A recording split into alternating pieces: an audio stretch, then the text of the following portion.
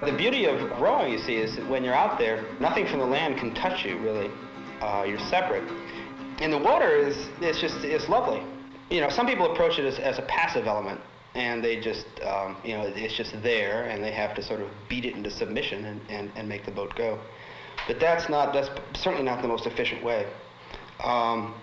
In understanding the water, understanding the movements, you just have to have rowed for a long time and taken a lot of strokes.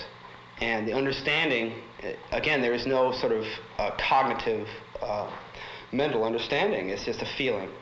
You feel what the boat's doing, what the water's doing, and you feel exactly when you have to put the oars in the water and exactly when they have to come out. And those are really precise moments. I mean, there really is no,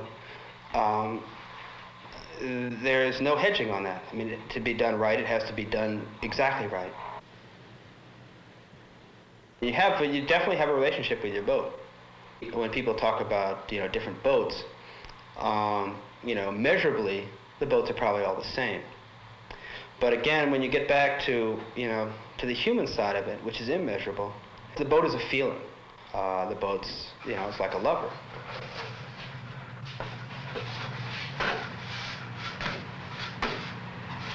3 pounds. How long is it? 26 feet.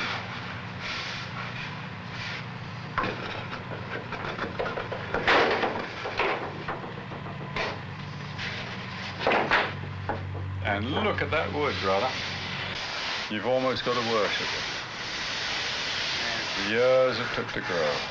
And you know, you look at it and you see some years that it almost perished. Sometimes there'd be hardly a grain, that it practically was inert, didn't grow at all. And then moisture came again and away she went. There's a sense of fulfillment when you build a good boat, looking at it, a sense of fulfillment, of good craftsmanship. I don't care whether it's rowing or whether it's skiing or what. You've got to acquire a technique to fulfill that sense of good craftsmanship.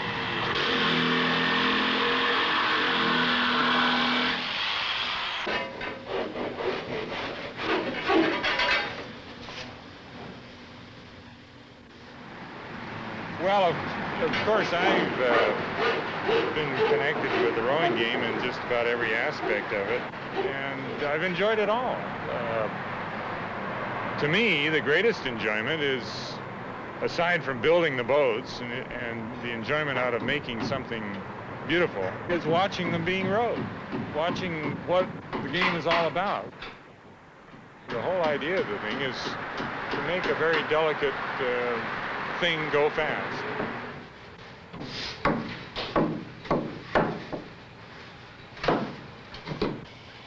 Gonna warm it up.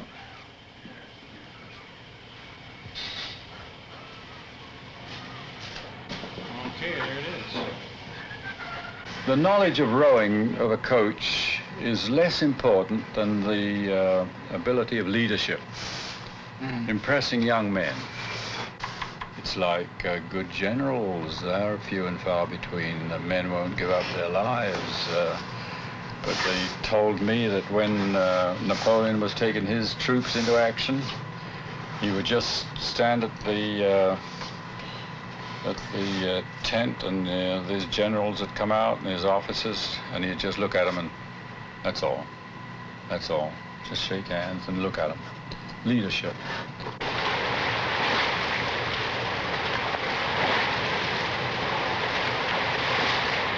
Watch the finish now, not pulling out early. Good pressure all the way in.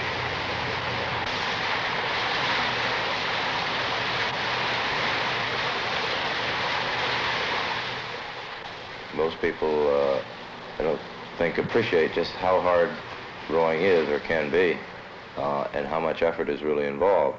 And it takes quite a while for anybody to develop the condition or the stamina to row hard for very long.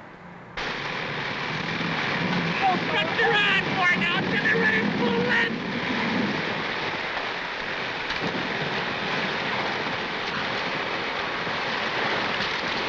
Hey, it's up and off now. What do you say?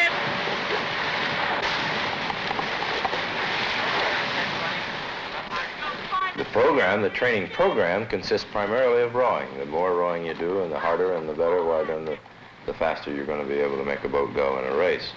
But it's an excellent way for the oarsman to realize just how much distress the body is capable of enduring. All right, touch it. Free and open. Now, leave it. Not yet, Mark. Stir it up a little now. Okay. Go right off. Eyes on the boat. Ready? Good roll. Right up here. Dive.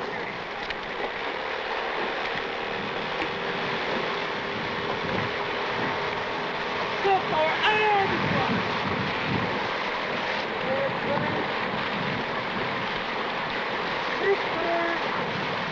Hey, good starboard.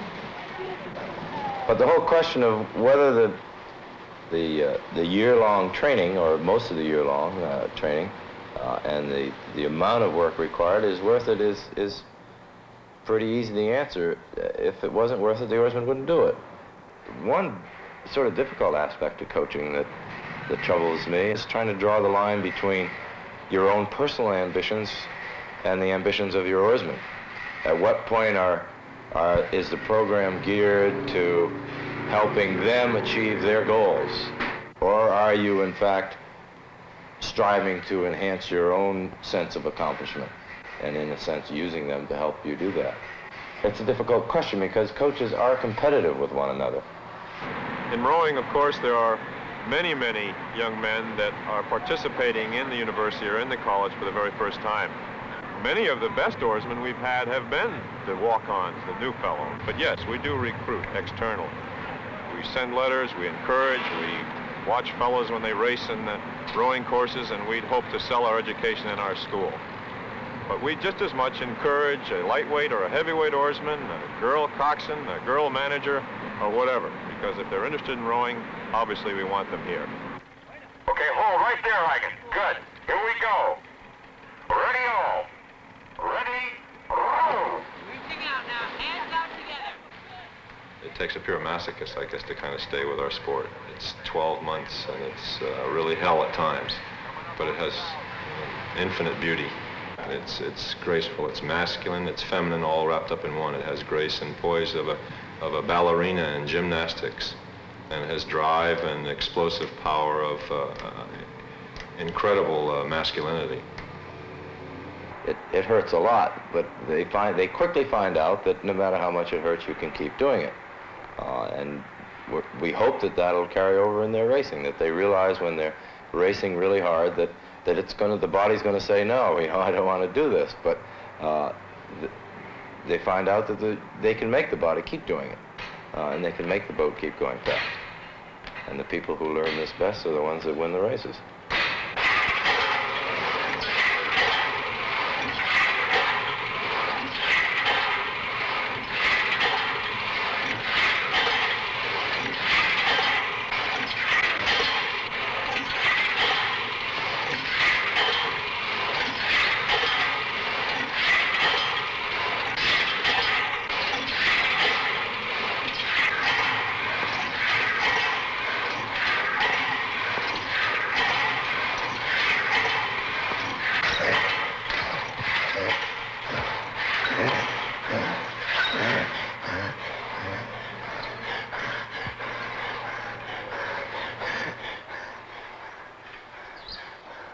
basically, I'm thinking in terms of how do I get these fellows to row really well and to appreciate what good rowing really is. How can I get them to really develop a sensitivity to the oars, the equipment that they're using, and to the motions that they're trying to follow. When you're rowing well, there's a sense of mastery over yourself and the elements that it's very hard to achieve in other sports.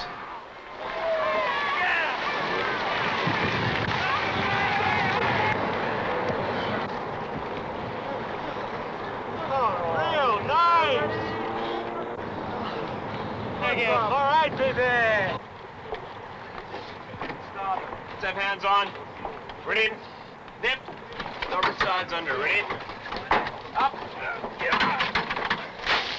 Oh, yeah. Oh, yeah. Oh, you missed it. You know, it's easy. Are you pulling hard? Sure. Well, now you say Well, you pull hard, but the swing was there so that you could really get on the catch. Oh, boy. you get tired right after the race, especially if we sprinted the last 30. Yeah. We took it up a few. And moved out. Yeah. Real nice. You get really tired. But, you know, we're in shape. We recovered. Yeah, that was the funny thing, you know. As soon like as I started shaking. shaking. Lay down, you'll switch it to the call.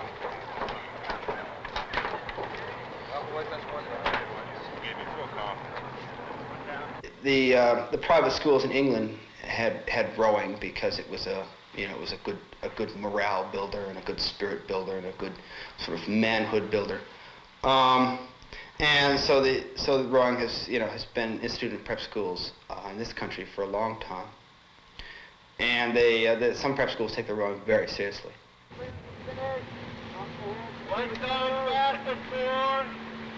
The founder of the school here was a very ardent crew person, having coxed at Columbia, and was really instrumental in a lot of early American rowing.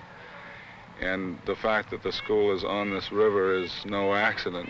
He put it here on purpose, although it took him 18 years to get crews started.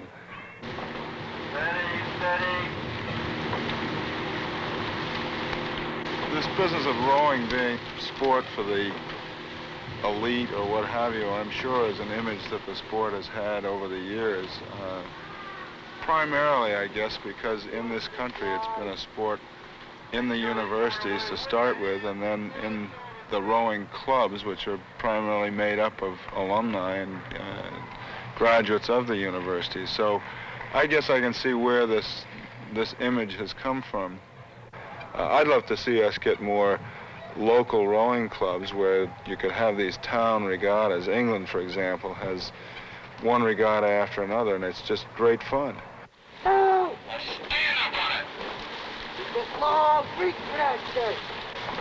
If we can get kids into boats, I think they're going to learn what I hope are some real values from the sport as far as self-sacrifice and what real sportsmanship requires and what real hard work is. And this is coming slowly, much slower than a lot of us would like to see, but I think it is coming. And the idea there is to take our national association and use it as a vehicle to spread the base of rowing in this country. We really need it if we're going to compete internationally. The United States has just formed a Women's Olympic Rowing Committee for the first time. There's a National Women's Rowing Association that has done a great deal to promote the sport. Now, places like Wellesley College have had rowing for years.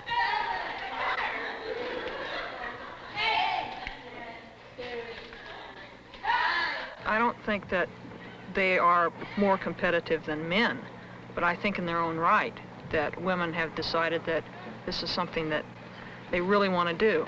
At least the women at Wellesley have.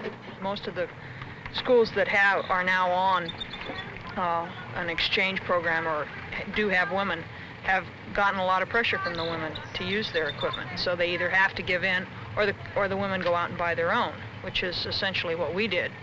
I think that once something becomes well enough known to be selected as a sport for the Olympics, that it no longer becomes a one-sex-dominated sport. And I'm sure that women's crew will become more and more and more popular. After all, it's grown you know, probably fourfold in the last 4 years. We have a problem in that we don't have a long history of competition in rowing, and there's just a lot of things we don't know. You know, like women are not built the same as men. They need different equipment.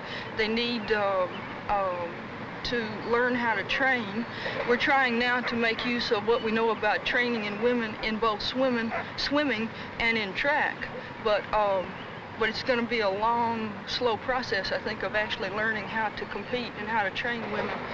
Rowing is a pretty vigorous sport, and you would tend to think that it's really the realm of young people, but there are really a number of actually quite old people that still row.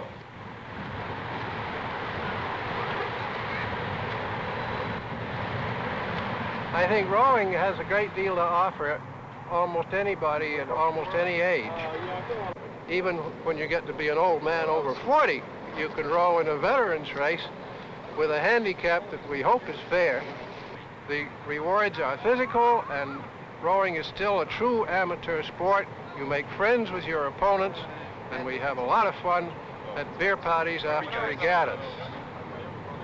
I learned more at Yale, I think, out of rowing than almost anything else that I learned. I learned a lot about men. You learn a lot about how to handle men. You learn how to give them courage and leadership, and at the same time how to force people that don't want to, that have got the physical strength but haven't got the spirit. It's a grueling sport, you know. You think after the first 100 yards you're about finished, but you go on your nerve the rest of the time. You find you can keep going. It does a lot for your character, I think, and also is a tremendous team spirit. It's the rhythm of the crew, that the way they row together, that wins races. The courage, the determination of the stroke is very important. Then the little coxswain has a role to play too, and you have to. I've always been a believer in having a coxswain that the crew respected, because during the race he can pull them together. One stroke stubber. You know, ollie.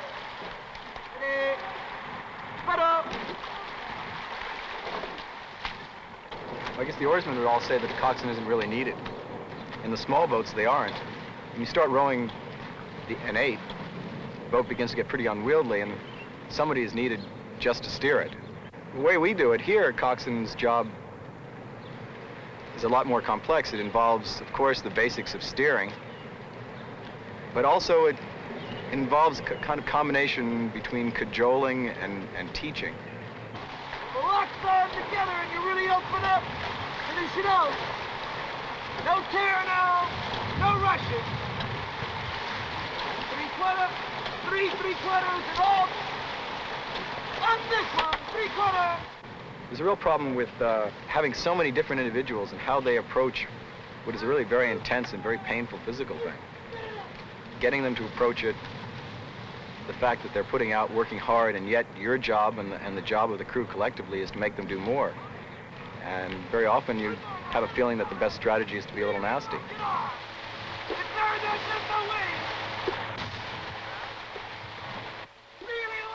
Sometimes you have the feeling that, not that you have complete control over what people are doing, but that you're somehow trying to cajole, to manipulate, to wheedle, to encourage guys to doing something which you think will pay off in speed. And when you have a boat going really fast, you have that feeling of it swinging. Most boats spend their training time searching for what oarsmen call swing, which is that movement of the boat precisely together. And that's what really enables a boat to rise above the sum of its parts. The boat sort of jumps, it just picks up out of the water. And you feel as if all the power that's in that boat is right on the end of your own oar. And it's an incredibly explosive feeling. I don't think any other sport can match it. You feel as if that boat is being moved by you and you alone. It's a great art, is rowing.